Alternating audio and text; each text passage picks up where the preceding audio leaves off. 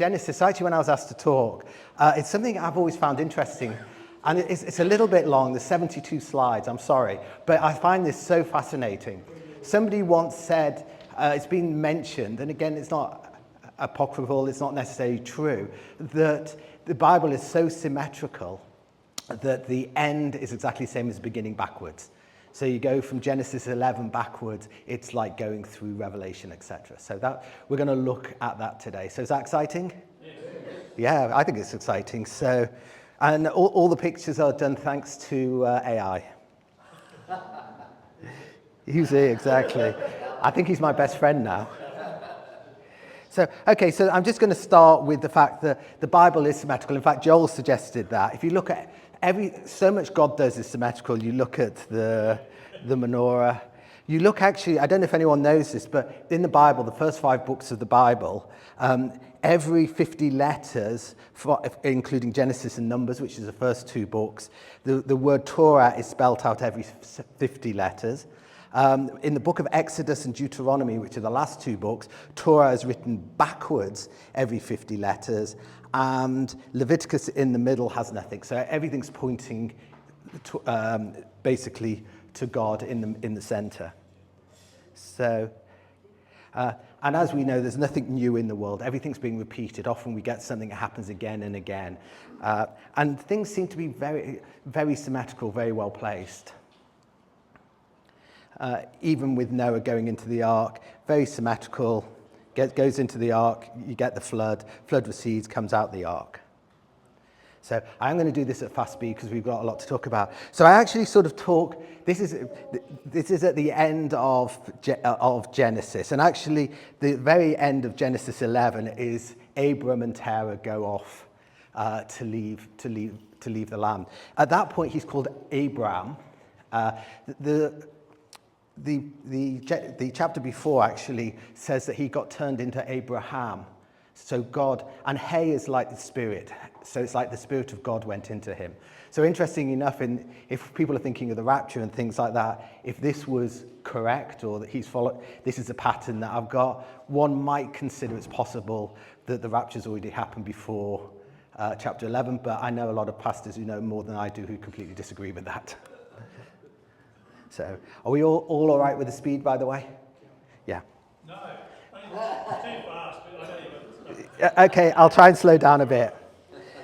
So as I said, we know that Abram and his family, they went up from the Ur of Chaldeans up to Haran and then eventually into Canaan. So how is that relevant for end times?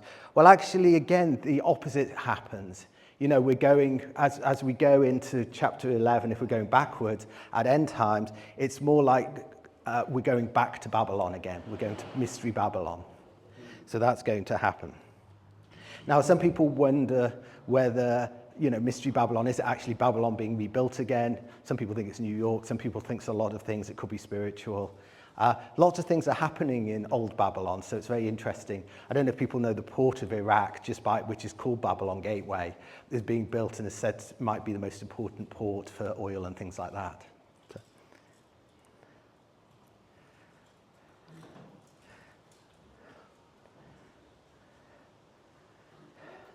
So, who said this? Let us build a city and a tower whose top may reach into heaven.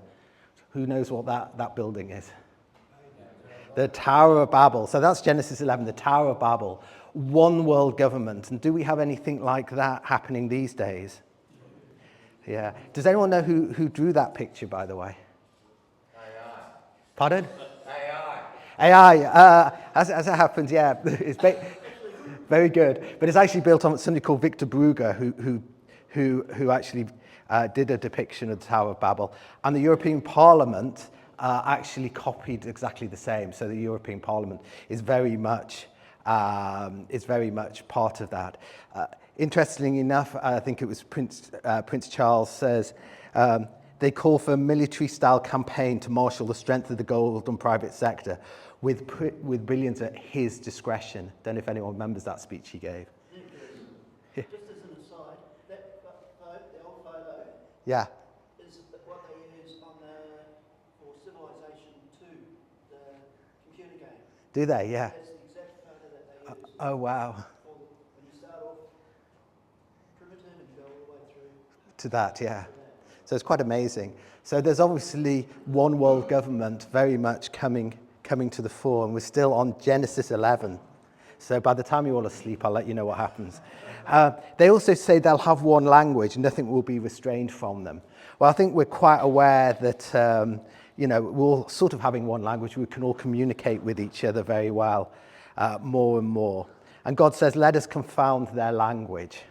So obviously the reverse of that is everyone can speak to each other, everyone can communicate almost in one language, which with all the tools we have these days, you can now go abroad. I'm not sure if you've seen those translation things and talk to anybody. Can you? Yeah.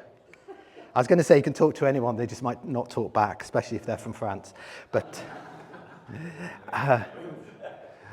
so God is now getting involved. So in the reverse of that, we're looking at Jesus as now, if we think about Revelation, he's picked up the scroll. And in other words, God's getting involved at this point in the reverse. So the other thing God says, scatter. After the Tower of Babel, he wanted to scatter everyone around the world, everyone to take on the whole world. So is the reverse true? Are people being brought together in sort of a Tower of Babel thing? Well, I don't know if you know the UN, as some people call the United Narcissists. Yeah, I thought that was appropriate. The 30-30 goal, project for 30% of the land and oceans by 2030, basically to be adopted by the UN. No one can live there. Everyone needs to move into cities and be in one place. And then they'll decide how much you can travel. I don't know if people heard about the 15-minute cities and stuff. Yeah. So it's lucky that our overlords read the Bible and know what to do. Okay, so we've done a whole chapter. Should we have a round of applause for the whole chapter? Woo! You might. Okay, so chapter 10. So who's this chap on this big mighty hunter? Okay, so Nimrod was a mighty hunter. He's called a mighty hunter of men.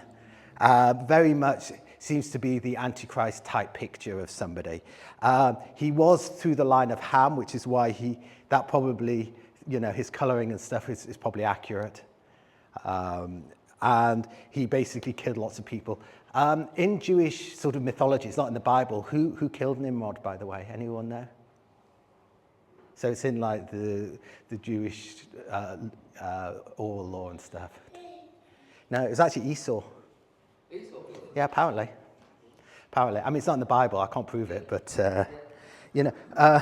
but then of course we have the Antichrist comes on. If Jesus has taken the scroll and opened the first seal, behold, a man comes on his white horse, and who sat on him with a bow, and a crown was given to him, and he went forth to conquering and to conquer. So he's. So again, the Antichrist is coming. So there's one world government first. The Antichrist doesn't sort out the world. The world is sort of sorted out for him. So one world government first, then the Antichrist.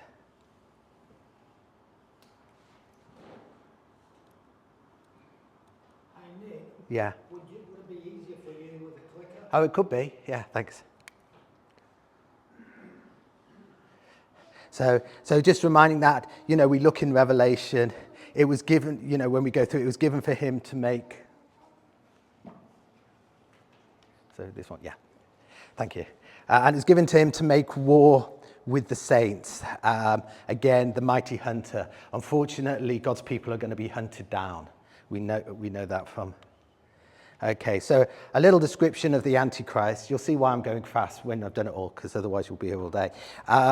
So, the book of Daniel, Thessalonians, Revelation, very useful things to read. Daniel, he exalts himself, he speaks against God, he's a deceiver. I think that's one of the most important things these days we have to realize, is there's so much deception. My last talk, I gave the fact that the deception that the Jewish people are wrong and bad, there's replacement theology. This whole deception to be sort of anti-Jewish and therefore anti-Christian is a huge deception. And it's not just with the general population, it's with the whole world. So one has to be very, very much in Scripture to realize what the truth is. persecutes the saints, limited time, and he's destroyed by God. So again, Thessalonians sort of agrees with a lot of that. And if we look at Revelation 13, blasphemes, speaks great things, deceives, makes war with the saints. It lasts 42 months. A month is what's called a prophetic month, which is 30 days, which I think works out to 1,260 days, and ultimately cast into the fire. So he's a man of lawlessness or sin. He's opposed to divine law. There's going to be lawlessness. There'll be lots of laws. There's probably more laws than we've ever had, but not laws from God, laws from him. He's a son of destruction and perdition. So he is doomed to destruction. He's the adversary and the opposer. So that's what he's doing through his whole time. He's trying to oppose us. And basically, he wants us to sin, and then he wants to go to the courts of God to say, look, he sinned, look how bad he is. He's the kind of kid at school that you'd really want to avoid. If you think about it, he'd be the real sneak that got you into trouble. He's a beast from the sea. Does anyone know when they talk about the sea, what the sea is? Yeah, because they say that the beast is from the sea and the false prophets from the land. Yeah, so the sea is not God's people, is everyone who's not God's people, and the land sort of refers to God's people. So it's interesting where the Antichrist comes from and where the false prophet will come from. And he's a little horn in Daniel 7, for those who read it. Anyone who wants to sort of learn Revelation, understand Revelation, read the book of Daniel first. I don't feel that you can understand, or I couldn't understand the book of Revelation until you read the book of Daniel. So I think we'll go over there, because just to remind us, master deceiver, very charismatic, economic controller, tyrannical and blasphemous ruler. So remember that we're still on chapter 10, but we talked about the table of nations. We had the 70 nations, and I asked the question, how many nations were with God? So basically at the time of Babel, when God confused their languages, he made 70 languages, 70 people. Out of those 70 nations, how many of those nations were with God, were God's nation? Well, we've got one. Any others? 2, okay. All right, I'll give you the answer in a minute. Just to remind you, if you remember in the book of Daniel, Daniel was waiting for Gabriel, and he had to wait 21 days, and Gabriel says, I couldn't come because the prince of Persia stopped me coming. In other words, there's a spirit. So not only does God give 70 nations, but he has an angel, a spirit overseeing each of those 70 spirits, those 70 lands. So it's very important when you do it. It's very Jewish philosophy, as above, so below. So if things are going bad here, up in heaven, there's big fights as well. So just to remind us of this is Psalm 82. God stands us in the congregation of the mighty. He judges among the gods. How long will you judge unjustly? This is from Psalm 82. He also says to them, you will die like men. So in other words, these angels, because they can't be men, he's not going to say you die like men. So out of the 70 nations and everything on there was 0 nations that were God's nations. That's what, yeah, exactly. That's why after you've got 70 nations, you've got no one for God. So God, among all the people on the world, found one person. Do we remember who that person was? Abraham, yeah, so it's going back. So we know, so if this is coming through, that we're going to have nations that virtually no one is here for God, at this stage as we go into the tribulation. There are tribulation saints and things, but I think that's a general. And the 4th beast of Daniel 7, again explaining about that system. So we get to Noah. So Genesis 9. So God says, blessed Noah and his son. So he blessed Noah at that point. That's at the end when he comes onto the land after the flood. So we're going to go sort of after the flood, through the flood, etc. But if we look at Romans, wherefore God also gave them up to uncleanliness through the lusts of their own hearts, to dishonor their own bodies between themselves. So God is not happy with the people on the earth going back after the Antichrist has come. And then everything that lives and moves about will be food for you, just as I gave you the green plants and I give you everything. But what's the world going to be like? You've got an abundant world there as Noah comes off the ark. But we know in Revelation, a measure of wheat for a penny and 3 measures of barley for a penny. In other words, just to feed your family apparently is going to take a day's wages. Is there anything that the Antichrist spares? Does anyone remember? Pardon? Anything that the Antichrist spares. So bread and, pardon? Yeah, wine and oil. Which I think means if you're super rich, you're absolutely fine. You can get anything you want.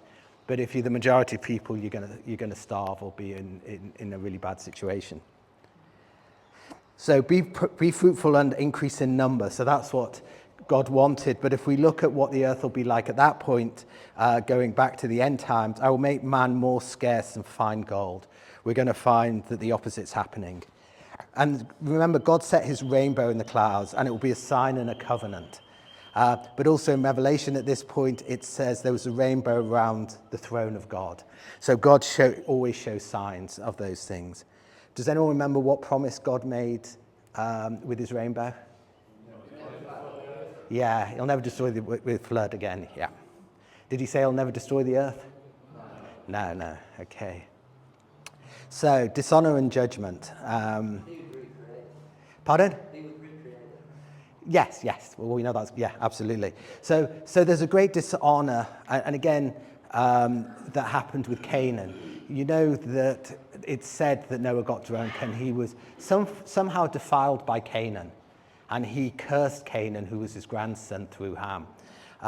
There's lots of speculation what that might have been, whether that was a sexual thing or whatever, but he was cursed there, and also it was a terrible thing. It was like an abomination.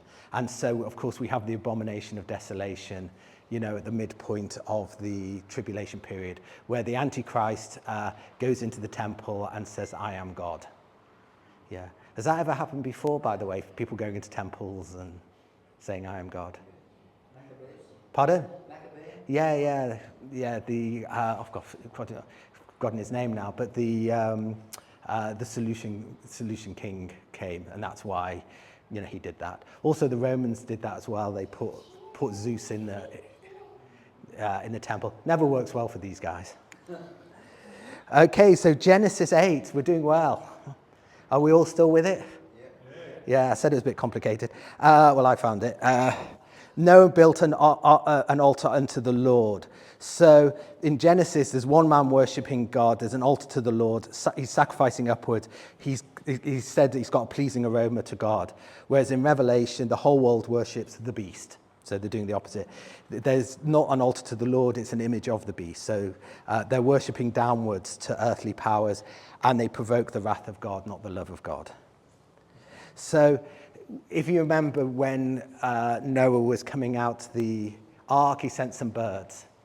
So my hypothesis here, and it's very much a hypothesis because it's a little bit difficult to get this, was each of the birds represents one of the horses. So it's very tenuous. But so if we think about it, the white horse, if we go backwards, would be the third dove. And the white horse is about peace. And of course, the white horse comes as peace. With peace and security, he destroys many. So the second dove, when he comes out, he actually has an olive leaf there, which is also focused on peace. But it's a red horse, it's a war. So the opposite of peace is war. So that's the one. The first dove, when he comes out, he didn't find anything. There's no food or anything. So there's lack there.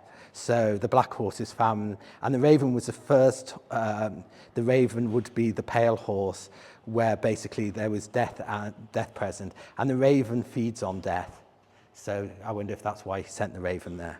So again, if we're looking on our timeline, we're into sort of the tribulation period. Or just about to go into. And Ararat actually means they landed on Mount Ararat, cursed, reversed, sacred land, the place of descent. So it's very interesting how God uses words so importantly. Everybody's name is so important. Your own name is important. My Hebrew name, by the way, is Nehemiah Yitzchak. And Nehemiah means healer, and Yitzchak means laughter. So people are laughing that I'm a healer. There you go. So flood versus the tribulation period, 40 days of rain.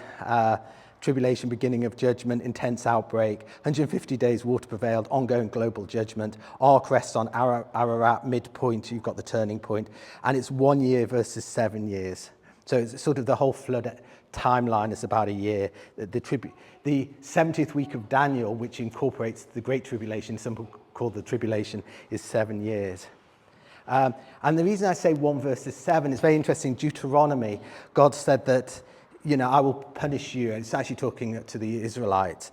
If you don't hearken unto me. But if you do it again, it'll be 7 times more your sins. So if God's doing the same thing for the planet, the destruction was over a year period for the flood, but it's 7 times more for the 70th week of Daniel or tribulation period, however you want to call that. So, yeah. Out of interest, what people might not know is, which to me is another reason why Israel, is if you take the book of Ezekiel, it was told that Ezekiel should lay on his side for 360 days for the iniquity of Israel, and then 40 days for the iniquity of Judah, and every day will be a year for them not doing God's law. And he says, if you do that, you'll be out your land that long. But actually, because it was the second time, it was times by 7. If you take the 70 years in the Babylonian, where they're actually in Babylon, and then add it to the end of it, it actually comes to 1948 when Israel came back. So God to his day keeps his promises, which to me, if anyone wants replacement theology, I think they have to argue with God that the Jewish people in Israel are his people, if that makes sense. So judgment versus baptism. So again, the first one, like ourselves, we are baptized through water, we're baptized through fire. I think God loves fractals. If people want to know what fractals are, if you look at a tree, a fractal is the fractal is like a twig of a tree. You know what the tree looks like by the twig. It's a bit like cauliflower. You look at cauliflower, each little bit is like a cauliflower, and then it makes up a whole thing. So God seems to use that again. He seems to use little things to show big things. It's quite amazing, isn't he? Unbelievable. So we go from water to fire, external destruction, internal transformation, remove all evil from the world, remove impurities from the person, leads to new creation, leads to new life. And just remember, and Jesus, when he was baptized, the Spirit of God descended like a dove and lightning upon him. So Genesis 7, we're getting there, aren't we? Yeah, you're still all here? We're going down, yeah. But I've got some minus chapters. No, I'm joking. So Genesis 17:16, and they went in the ark, and the Lord shut him in. I think that's one of the really important things about the ark. They didn't shut him in. It was God's decision the moment that it was done. And then we look at Revelation. Behold, the Lion of the tribe of Judah, the root of David, hath prevailed to open the book and loosen the 7 seals thereon. God is in control. God was in control for the flood the moment it's going to happen. God is in control at end times. The same God who shuts his in protections opens up for judgment. So, and remember, and this is so important, just as it was in the day of Noah, so it will be in the days of the Son of Man. People were eating, drinking, marrying, and being given in marriage up to the day Noah entered the ark. The flood came and destroyed them all. So people will keep doing what they want. But I think it's really important, the fact that it's as the days of Noah. I think we're going to talk about what happened in the days of Noah. Because one of the things that some people will call a mistake, this is a Chuck Missler thing, but I think this is really important, and we'll get to this, is that there's sort of a mistake in the Bible. And Chuck Missler says if you ever see what looks like a mistake in the Bible, it's actually gold. And it says, instead of saying Noah was righteous in his generation, it says Noah was righteous in his generations. So that's sort of wrong, if you know what I mean. But actually, when you look at these things, it's wrong. The word for the word for righteousness is tahim, which also means pure. And as we'll see going back, the purity means DNA purity. So that incorrect statement was an incorrect statement. A number of commentators believe that it's saying that Noah's DNA was okay, which then represents the fact that the DNA on the rest of the planet wasn't okay at that time. But I've sort of jumped ahead a little bit. So Genesis 7, I just thought you'd be interested in, we'll just quickly go through the trumpet. Remember, God, when they open the seals, we have the seven seals, the trumpet judgment and the bowl judgment. So we know that there's hail and fire, a third of the trees are burnt up. We have burning mountains, a third of the sea becomes blood. Wormwood comes, makes water bitter, that's from the stars. Sounds like it's an asteroid or something. Sun, moon and stars struck, a third darkened, locusts. 4 angels are released, so that's interesting. We'll look at that soon. And the kingdom, it was proclaimed. And then you have the bowl judgments, which are swords, blood, rivers and springs become blood, sun-scorched people, darkness on the beast kingdom, Euphrates dries up, and God says, it is done. Does he say it is done at any other point? On the cross? Yeah. So there's some little comparisons, as I just will be interesting. So there's extreme corruption triggers judgment, water destroys versus fire, total ecosystem collapse, small remnant remains, clear divides, saved versus judgment, which will be the same. God preserves a group through judgment, normal life, sudden shift, and earth resets after the judgment. So we know we know that God kept his people, he kept Noah safe. So some people will say, well, that's the church going through. And it's possibly the church or it's possibly the Jewish people.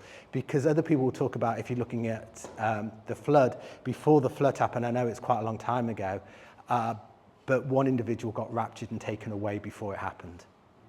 Can anyone remember that name? Enoch, yeah. So is the church like Enoch? That's a question. Again, these are questions, not answers for you guys. And through this time, Yeah. there's people still being saved. Yeah, there's people being saved. If you look in the book, I mean, I have my end times beliefs. I think it's called soteriology. And I believe that the church I think the book of Revelation is written completely chronologically. So we know that at the beginning, when John's there, he's on the island, Jesus comes, we know that we've got the lampstand and the lights, which is the spirit of the church, and the churches are on earth. And then as soon as he gets called up, it's up in heaven. And then there's the 24 elders. A lot of people believe, for various reasons, the 24 elders of the church, but there's also the tribulation saints. I think they're two separate people. In my view, and there's lots of people who disagree totally, and a lot of people who are cleverer than I, so that when if we go up, there's still people being saved, but unfortunately they will be beheaded, which is why they're there going, how long are you waiting, God? But I think they're separate from the church saints. There's different saints. One has to be careful because there's also Jewish saints as well, so, and who will be saved at that time. Okay. Well, 144,000, there's more than that. They're the first fruits. So the 144 from the 12 tribes. Interesting enough, which tribe isn't one of the 144,000? Dan, yeah. And Dan, just like the angels, God has a go that the angels left their first estate and God was furious. Well, Dan was meant to be near where Tel Aviv is, and they moved up north to where the Bashan is, to northern Israel, and they brought in witchcraft and stuff. Although, interesting enough, Dan is part of the 12 gates when you go into New Jerusalem. So whether he's redeemed or so. Some people believe the Antichrist actually comes from the tribe of Dan. Anyone knows the symbol for the tribe of Dan? No. It's a snake and an eagle. So Ararat. So again, similarities. The ark rests on Mount Ararat. Jesus comes, and obviously his feet hit which mountain? Mount of Olives. Lovely. So just interesting, Daniel says there's a time of tribulation, which is 1,260 days. That's great tribulation. That's 3.5 years. But there's also extended judgment, and it says, blessed is he who lasts 1,335 years. I'm always intrigued how Jesus is going to sort the earth out, because the earth is, whether he just says words and it sorts it out, or whether I have a feeling he uses his saints and everyone to heal the earth. So he could do it with just a word, but I think there's a time, sort of before the true millennium system happens, to happen. Those of you who've listened to Josh Peck and the Dead Sea Scrolls, does anyone know the Dead Sea Scrolls? Yeah, they talk about the fact that there are passages of time. There's 3 lots of 2,000 years and one lot of 1,000 years. The 1,000 years being the Millennium Kingdom, and that actually, if you work it's a 364-day calendar. It's a sun calendar, not a moon calendar. And every 7 years or so, you get an extra seven days as like a leap week. But you always have the festivals on the same day. But he actually said, working out the timeline, that the end of the age of Torah and the beginning of grace actually had to happen AD 75. And so the time of the Millennium Kingdom has to be fully running by AD 2075. So I'm just saying what the Dead Sea Scrolls are suggesting. I'm not saying this is true, I'm just saying that. Normally in the last 50 years is when everything happens. So if we go back to, if this was true, the 50 years before the age of grace happened, you'd start at AD 25. Well, we know a lot happened actually after the first 7 years of that, which is AD 32, 33. In other words, Jesus came back and lots happened. Obviously, the temple had to be destroyed. And in fact, 2 temples were destroyed, just so you know. There was a Jewish temple in Alexandria in Egypt that was destroyed, I think, in 74 AD. And then the Jewish priests said, we no longer have a sacrificial system, we have a rabbinical system, because we can't sacrifice. So again, the 50 years preceding the Millennium Kingdom, everything's going to happen. It's like 2 ages merged into one. So it'll be interesting what happens in 2032. Just an interesting, I think it's going to be an interesting time. We did reach the last 50 years, which is called the Jubilee period, 2025. So 25, 26. So I think we're in very interesting times. Who here thinks we're in very interesting times? Yeah. So I completely digress, by the way, but I thought you wanted to be here all day, so. Okay, so. Oh, thank you. I know, I shouldn't have worn jeans, too hot. Anyway, so we know the pre-flood was very lush, and after tribulation, Jesus is going to restore the land. Completely different ecosystems. Does anyone know what the ecosystem was like pre-flood? Pardon? Well, completely different. We talk about all the ages of people. So first of all, it says that it never rained. Water used to seep up from the ground. It also said there was water around the globe. If there's water around the globe, that means there was ice around the globe. So if there's ice around the globe, we were not going to you could live in Queensland and not get skin cancer, right? You're going to have that. Also, in all likelihood, and there's some evidence this is true, the partial pressure of oxygen was probably about double than it is today. In other words, we were living in a hyperbaric chamber. Also, as well as that, DNA was much better. The plants probably were huge. I mean, the trees were probably the same size of our skyscrapers, which is why people could live to those ages. So we know that the ecosystem is going to completely change again. The fact that, lots of geologists and stuff, they talk about all these strange things and they can't explain them and it must have happened millions of years ago, is because they always have this underlying paradigm that the ecosystem's always been exactly the same. They also have a belief, and there's some evidence this isn't true, that the speed of light has always remained the same as well. They call it constant, like Planck's constant. But interesting enough, I have a little theory on that, but I'm sure I do. So I think we're all, we've started at 11, we're in Genesis 6. I think that's pretty good. And you're still all looking at me, which is good. So I mentioned it before, I'll just remind us, these are the generations of Noah, Tamim, blameless, upright, moral, whole, without blemish. So again, I think God was talking about the DNA, changes in DNA. I think that's so important.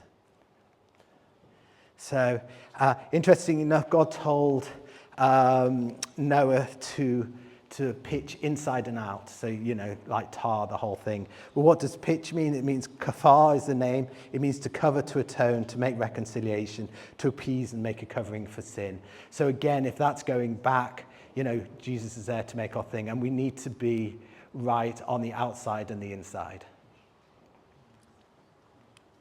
Okay, so we mentioned DNA. So the Nephilim, obviously, so shall be coming of man. So I think the next thing talks about. Does anyone know what CRISPR is? Yeah. Apparently it's very much like we edit a document with copy and paste. Literally, they take bits out and put things in. Do you think God's happy with that? No. And the point is how much, and this is a question, how much can you change DNA without things changing totally? Which is important. So I think we're in a time of completely changed DNA, which I wonder when we talk about the mark of the beast, which we will in a minute, does that change people's DNA, both spiritually and physically? So the Nephilim were on the earth in those days and also afterwards, when the sons of God went to the daughters of humans and had children by them. They were the heroes of old men, men of renown. The other thing that's interesting is when we think about the Nebuchadnezzar statue, it says, they shall mingle themselves with the seed of men, but they shall not cleave to one another. So we know, remember the statue, head of gold, silver arms, copper brace, and 2 legs of iron. But the iron, at the bottom, the iron is mixed with clay. It won't mix with each other. And actually, there's some thoughts that it's like humans and non-humans whose DNA has been changed so much may not be mixing together. I think there's lots of things we may be looking at that point, coming just after the tribulation period or just before the tribulation period. And interesting enough, the mark of the beast. Now, where is the mark of the beast? Yeah, so the mark of the beast is on the right hand or the forehead. Does Satan like to create things himself, or does he like to copy and pervert? Yeah. So again, if you look, I had a good Jewish boy. This used to be me when I had more hair. And these words shall be on thine heart, and they shall bind them for a time upon your hand, and they shall be as frontals between the eyes. So something on the forehead, something on the right arm. And does anyone know what they're called?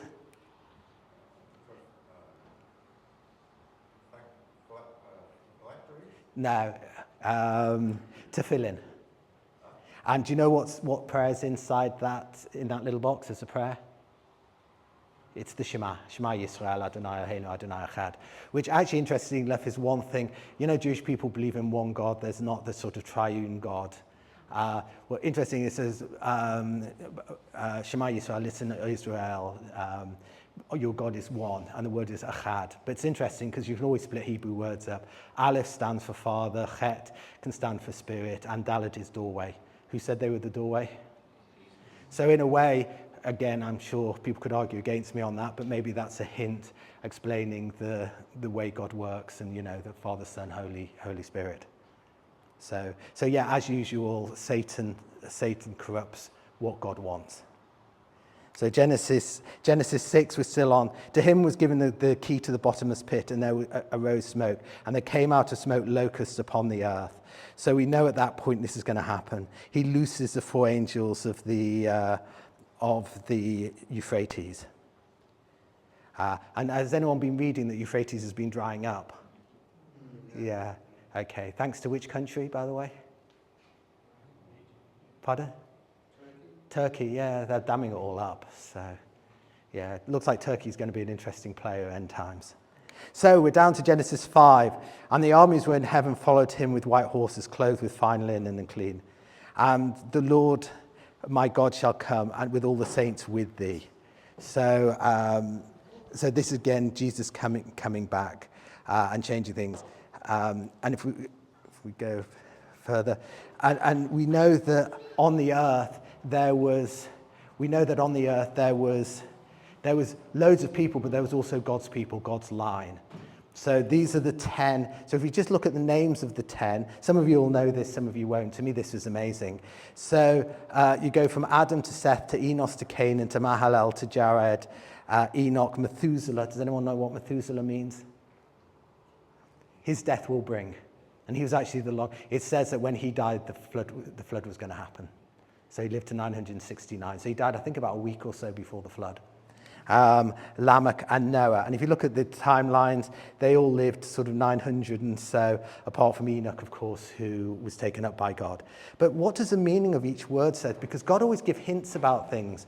So Adam means man, Seth means appointed, Enos means mortal, Canaan means sorrow, Mahalalel means praise of God, Jared means shall come down, Enoch dedicated or teaching, Methuselah his death shall bring, Lamech despairing or powerful, and Noah rest and comfort. So if we actually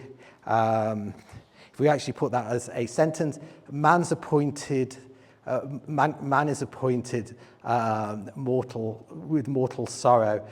He's a praise of God. He shall come down teaching. His death shall bring despairing and rest and comfort. Does that remind you of anyone?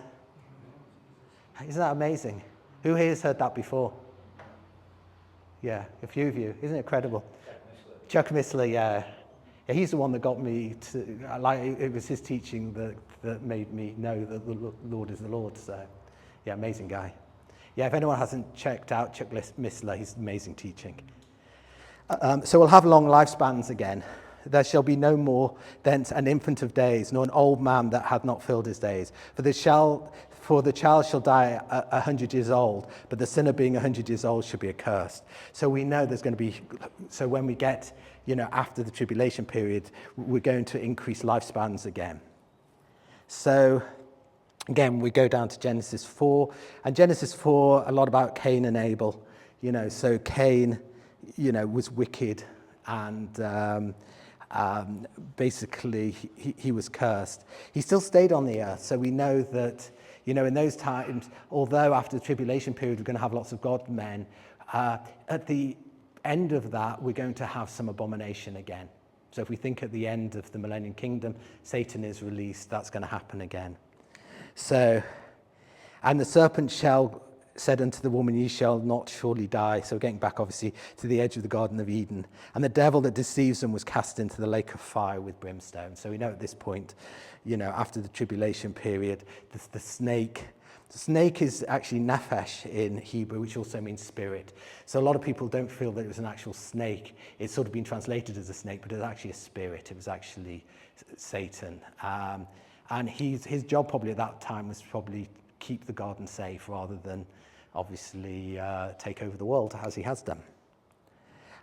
Same old Satan's lie. So he says the same thing again and again, and we need to be careful. You see this in the New World and people saying to them. In Genesis, he tells Eve, you shall not die, your eyes will be open, you'll be like gods. So if you look at modern times, attempts to delay age, you won't die, we're going to be able to put you into a computer, your eyes will be open, there's all the knowledge in the world is fine, you're eating from the tree of good and evil, and also you'll be like gods. Well, everyone's their own god now, isn't there? So, it's a new thing, it's autonomy, what you think is good, but we know God is God, and we are certainly not gods. So Genesis, and to Adam also and to his wife did the Lord make coats of skin. So at that point, in Genesis, suddenly you could eat flesh and you can kill animals. So again, as we go into the Millennium Kingdom, we had our washed robes, so new robes rather than skins of animals, and he made them white of blood of the lamb. And we know, I think in the Millennium Kingdom, we'll be going back to being vegetarians, so enjoy your sausages this morning. So we know that it was cursed, God cursed the land. In sorrow thou shalt bring forth children, cursed is the ground. And in the Millennium Kingdom, they shall not labor in vain, nor bring forth for trouble. So we know in that time, it says the lamb will lie with the wolf. A kid can pick up a snake, but do not do that at the moment. Isaiah. Okay, so Genesis 3:9, man was cast out of the garden. Remember, Christ entered the city, and then Christ will go back into the city of Jerusalem, back into the area of Eden. And I think the important thing to realize is there's going to be sort of two lots of people living on the earth. Jesus comes back, he rules and reigns from Jerusalem. He has his saints with us, which I believe we've come down with him from heaven. There'll also be mortals on the earth. The people who come down with him and reign in Jerusalem and will be his leaders are immortal beings that we've changed. We know that, talk about Thessalonian, will go up to heaven and our mortality will turn into immortality. So we won't be able to sin anymore. So you're doing really well. We've got 2 more chapters. How good is that? Okay, and no snoring yet. That's amazing.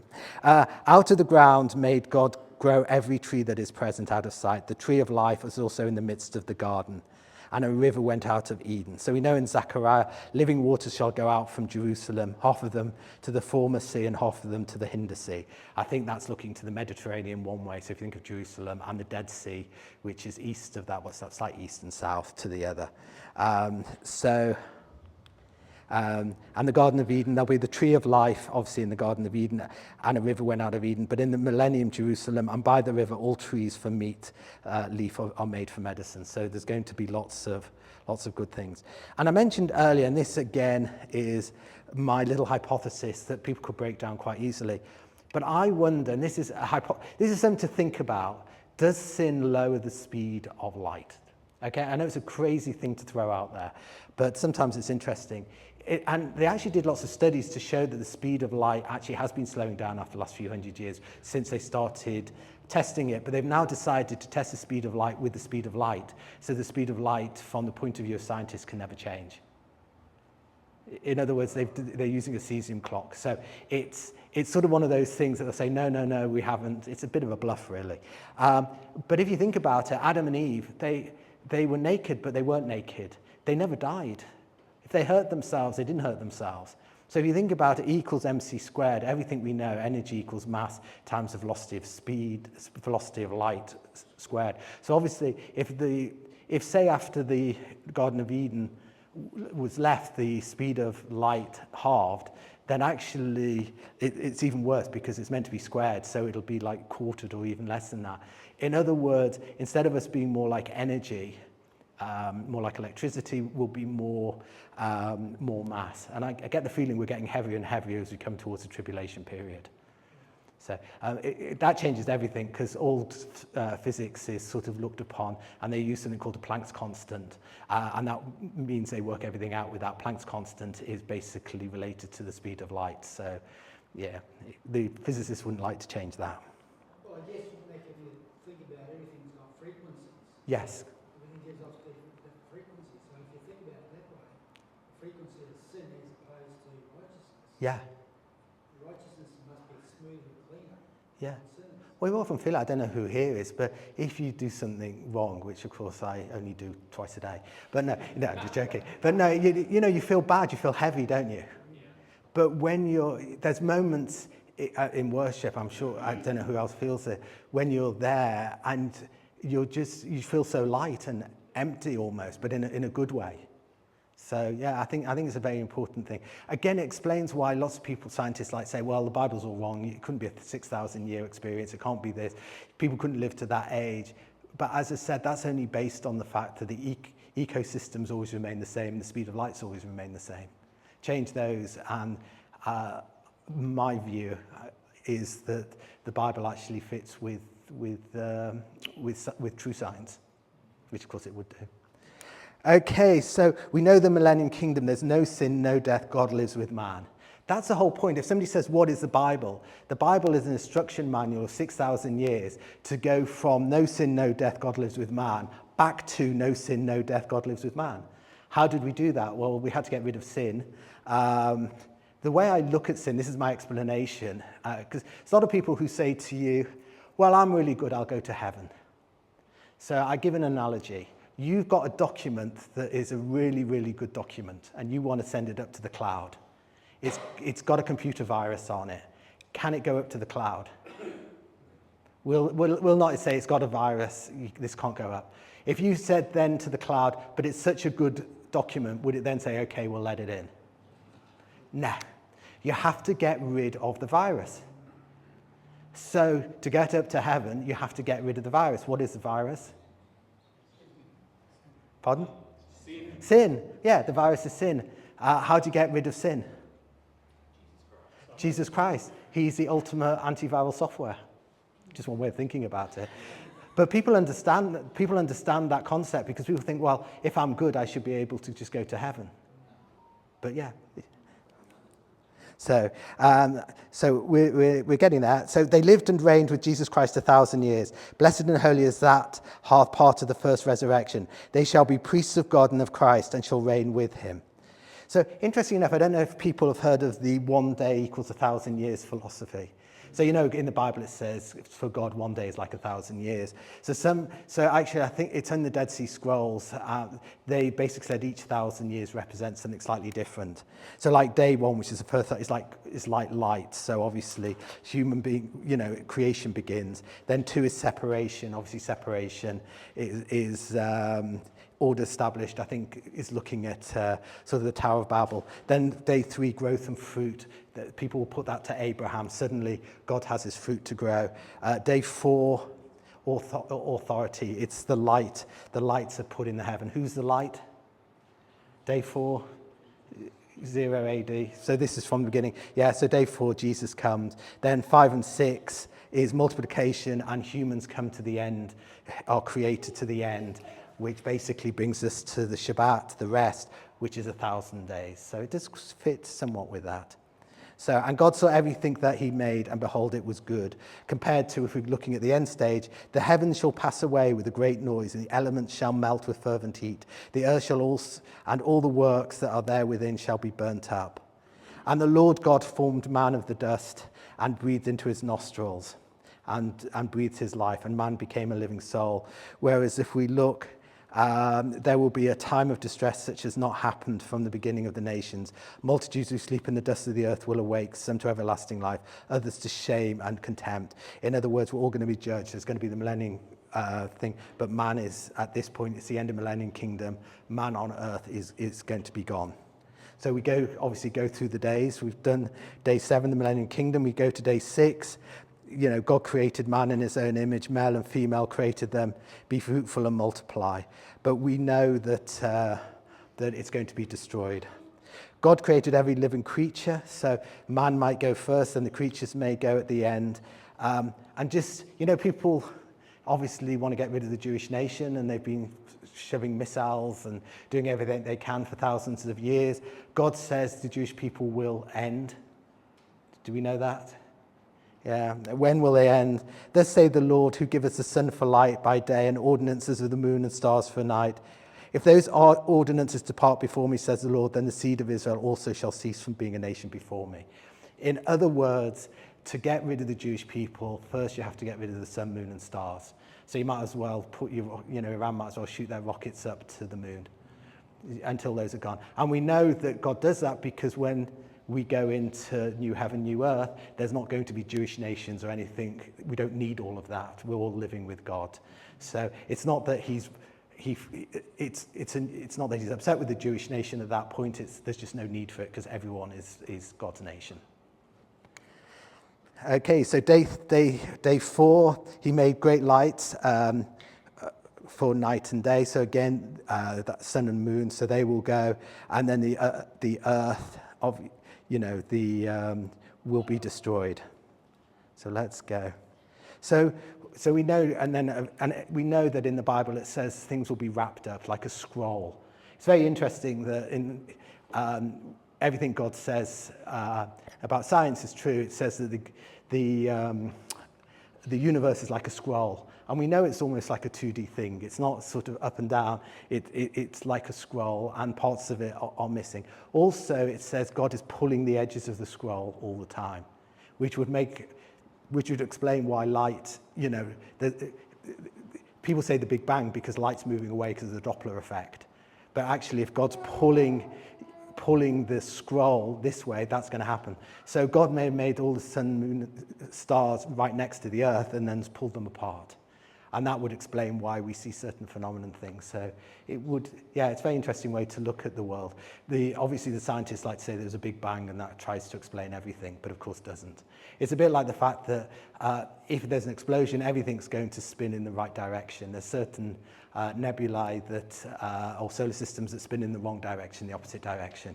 Somebody once says that's God just screwing up the scientists because they can't explain it.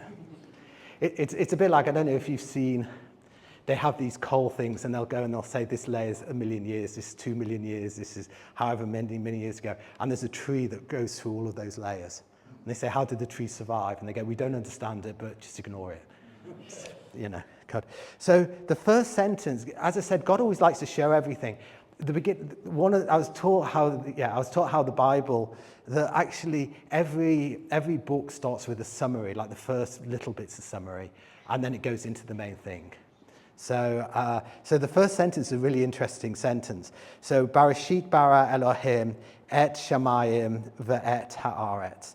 So there's a few interesting things. In the beginning, God created the heavens and the earth, which first of all starts in the beginning. So God created time. So at the end, there's going to be no time. We'll go into that in a minute.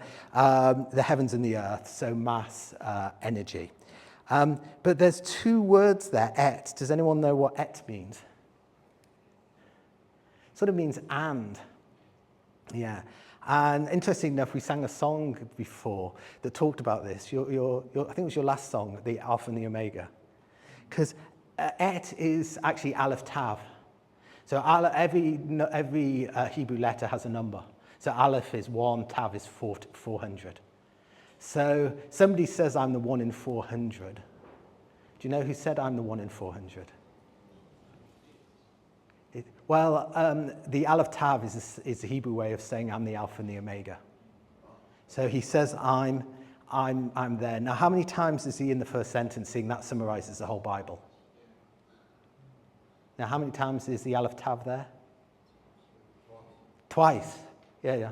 Interesting, isn't it? How many times did Jesus come? Twice.